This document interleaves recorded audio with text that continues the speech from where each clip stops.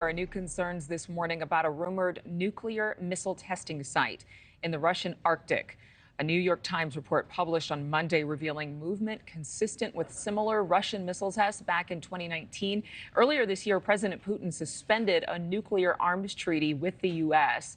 and has threatened to use nuclear weapons in the war in Ukraine. Joining us right now, former Congressman and current U.S. Senate candidate Mike Rodgers. Good morning to you, sir. Thank you so much. I know you're a veteran, so thank you for your service, a retired FBI agent, a former chair of the House Intelligence Committee. The list goes on, but you have a lot more experience than we do. So tell us, do these images point to a nuclear missile test? I do believe so, yeah. So all of the elements, all of the photos that you see paint a picture for the organization for a test, a missile test. And why this is concerning, about 15 months from now, the SALT treaties go back, are open for negotiation, which could end, and that's January of 2025. And so this is an interesting time. I think it's Putin sending a very clear message to the rest of the world. Yeah, maybe my military campaign isn't going great, but I still got nuclear missiles, and I'm going to have new, faster, better nuclear missiles. That's never a good sign. But is this just a show of force? Is he going to really act on it, or do we use the term that has been popularized because of the 24-hour news cycle? Is he saber rattling? I think it's kind of an odd saber rattling, if you will. So remember, again, his military campaign not going well. They didn't perform well. His army on the ground did not perform well. They don't seem to be making progress. So what he's doing is telling the rest of the world, listen, I told you I would use tactical nuclear weapons, which is different than what we're going to see in the test. And I think he will have a test. But what he's saying is, listen, we are still a powerful country that has nuclear weapons, and you'll need to treat us with respect. And so this is his signaling.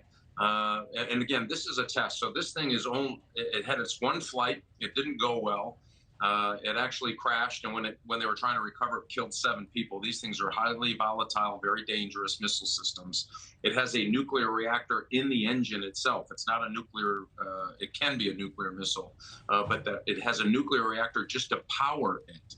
This is what's so different about this, and would be open up a whole new realm in the arms race, which is not good. But I think that he's just trying to tell the rest of the world, listen, I have this capability, I have this technology, don't mess with me. I will protect the continental or the integrity of my country.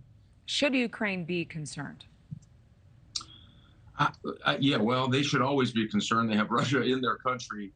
And he's talked about using tactical nuclear weapons. So a tactical nuclear weapon is something you could fire out of an artillery tube. So it's not very big. It has a lower yield, meaning it just doesn't have the range, the ground that it would cover in a detonation.